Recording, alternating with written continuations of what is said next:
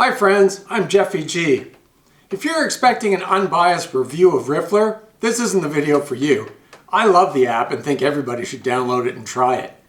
But what is unique in this video is I'll show you how to use it as a generative MIDI source and how you can use the randomizer as well. Later in the video, I'll show you some demonstration songs that I've created using that method, and then I'll go over the strengths of Riffler and why I think it's so unique.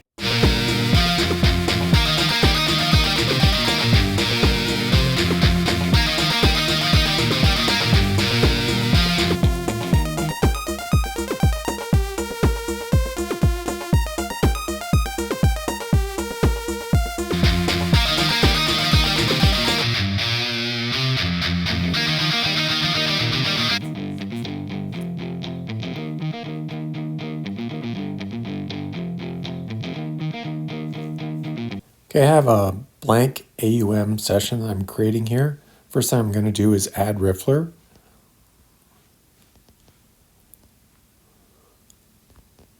And in this example, I'm going to be using Riffler as a MIDI generation source. I'm just going to change the output to Mixbox A, and then I'm going to add another audio track for Mixbox A, just so I can control the output kind of as a master volume. Now in Riffler, what I'm going to look for is a preset that has, an interesting chord progression that I like. Here's one. Let's see what this sounds like.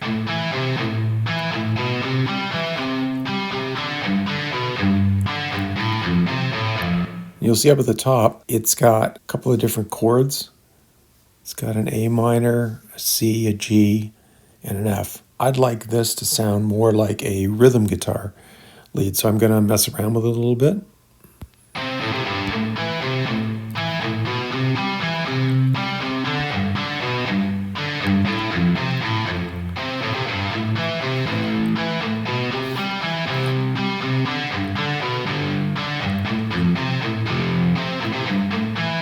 Okay, so that particular Riffler instance is going to be my rhythm part, the chord progression that I'm going to use to generate MIDI for other sounds. So while I'm doing that, I'm just going to duplicate that Riffler instance and create another one. But on this other one, I'm going to go to Settings, and I'm going to lock the key and progression and the length and time signature, because I want to create like a lead guitar part over top of that rhythm guitar part.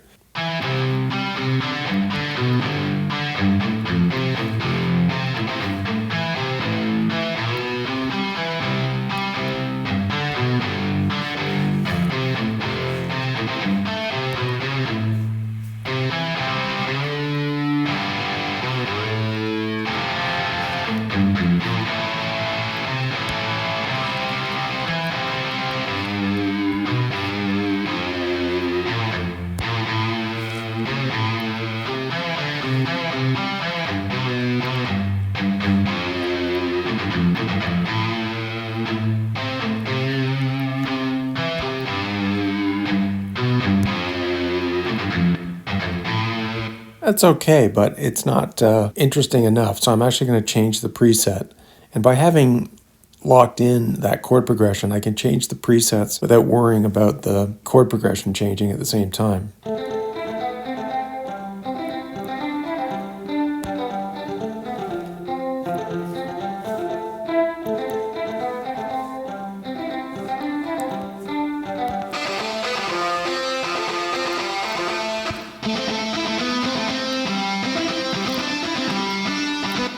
So that's a pretty good lead line. So now I've got two Riffler instances, and I'm going to create a synth instance here. For this, I'm going to use Synth Master, and I'm going to use the lead line as input, as MIDI input, which was Riffler A2. Actually, I'm just going to move this over a little bit so it's in a certain order. I want to choose a particular lead sound. Browse my presets, just pick something here.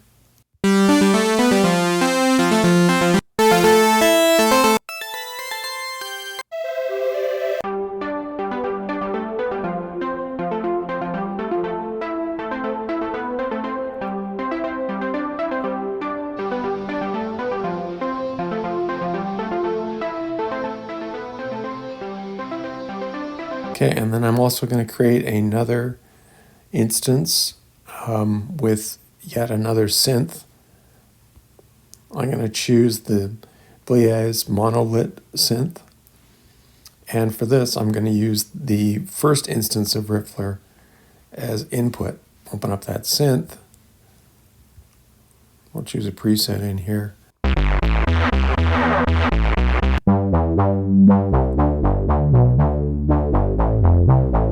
That's a pretty good bass line.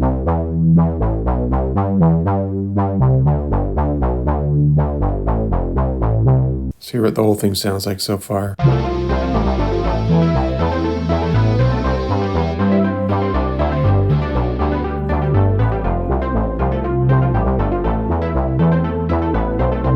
So what I have here now is you're hearing two electronic synth sounds, one from Synthmaster 1 and one from Monolith. Riffler is the source for those, but I've muted the Riffler source so you just hear basically the synths.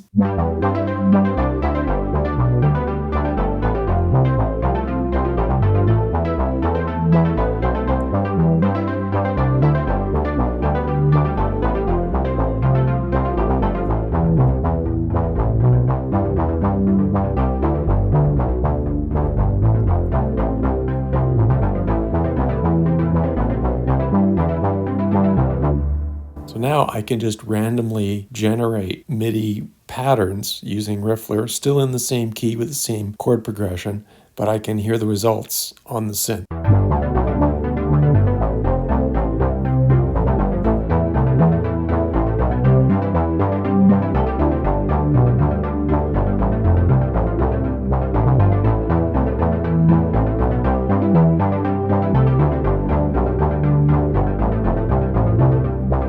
I just did it with two. You might create, a separate bass line, other lead lines. You could even have Riffler generate drum patterns. One of the things that's so impressive about this effort from Jonathan Bell is that Riffler anticipates all the variables, all the permutations a guitar player might be looking for in terms of creating rhythms and riffs on guitar. I played guitar for many years, and recently I have difficulty because I have neuropathy in my hands. So I was looking for a guitar replacement, and this app is really good. I just love the presets and the ability to tweak all of these variables and parameters that come natural to a guitar player.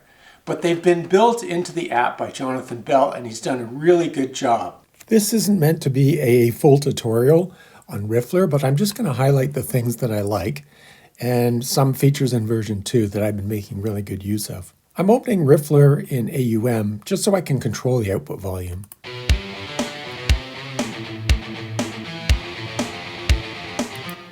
First thing you might notice is that up in the top here, you can set the chord progression to scale, rock, blues, metal, punk, or manual. And manual has some great features in that you can actually change the chords.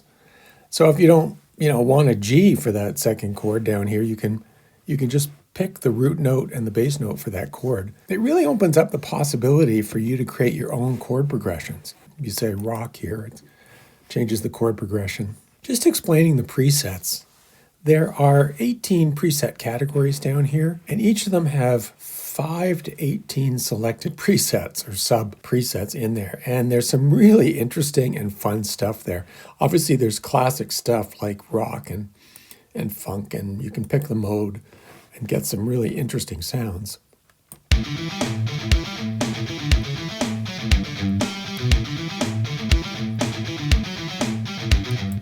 But there's some ones left over from version 1. I love this challenge kit, is hilarious. Some of the riffs in here are a riot.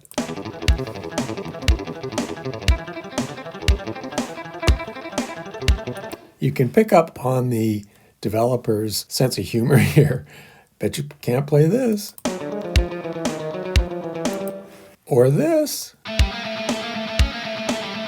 And you might be thinking, well, who cares about these complex guitar riff patterns? But if you're using this as a MIDI generator for electronic music, some of these are really quite interesting. The EDM category, I don't know if that was there before or not, but It's got some great choices in there. Some basic things like if you just click on hook 3, it's a very basic pattern, but it's something that you can definitely use. Another thing I make use of is there are bass lines. So if you have a pattern like this one and you click on bass line, it'll just generate a bass line for that scale.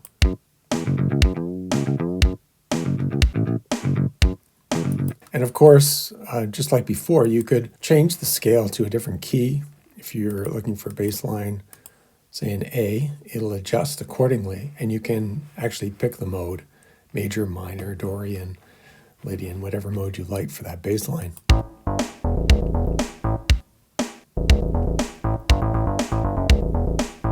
The locking and unlocking is pretty cool in that if you use the random features and you lock most of the bars and just the bars that you want to modify you unlock, then you can limit the randomization to just that particular bar. Now, if you don't find a pattern you like and you want to get very granular, you can click on individual notes and adjust the notes. That is really great. I don't remember a note editor in the earlier version. You can add some techniques like half bend or full bend, vibrato. You can really come up with something quite unique. So the presets, the only answer there is that you really have to try them, play around with them, find the things that suit your style and the type of music that you're doing. But there is a lot to choose from. I mean, there's literally hundreds of combinations. Here's a bunch of the parameters that you can control. How much melody, the range of the melody. You know, if you want it to span a large range, the rhythm, the gap is when the melody stops and notes are not being played, how big that gap should be. Particularly good for like funk and some rhythm patterns. The next page is all about the techniques that are applied to the riff. Riffler is pretty intelligent in terms of how it applies. So when I want to create a rhythm pattern, I want maybe more chords that are natural. I would click on rhythm. I might even up the muting because I don't want those chords to be particularly strong, and create a riff that is more chord based.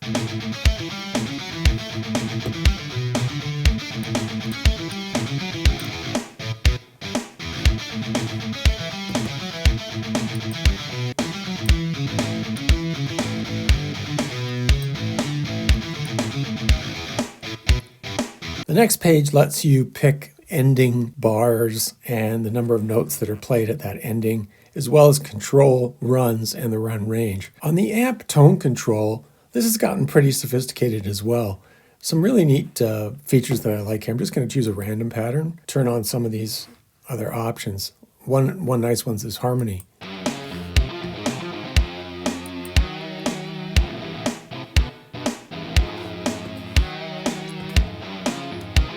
So you have some basic effects that are built into Riffler, like humanize, which changes the timing so things aren't bang on the beat. Doesn't sound quite so robotic. You've got a delay and reverb and how much of those two effects are mixed in. I'll show you in my AUM setup, I generally use third-party effects. So let's just take a jump out there for a second. I often add Mixbox as the source for my guitar effect. It sounds different with these effects.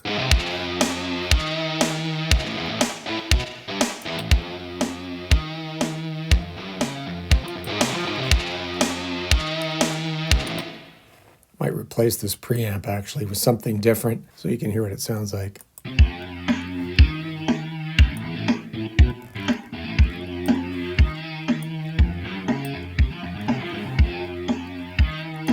If you're a guitar aficionado, you might recall that some early guitarists in the 60s, like Jimi Hendrix, used to play through a Leslie, and this rotary effect is made to emulate those things. How much drum accompaniment you want with Riffler is up to you. You can turn it off altogether or just turn down the volume to 0 so that there are no drum accompaniments, or you can turn it up. I personally like the drums, but when I create that riff in AUM, I might not want the drums on the track. And fortunately, there's a feature down here where you can choose the MIDI channel. So if you put this, say, to MIDI channel 2, the drums are going to be on MIDI channel 2, and the riff is going to be on MIDI channel 1. Lastly, on the settings page, there's more to this than meets the eye, and it takes a little while to learn. The endless mode is really cool. A lot of people love this. You turn this on, and it'll modify the pattern at the end of every progression.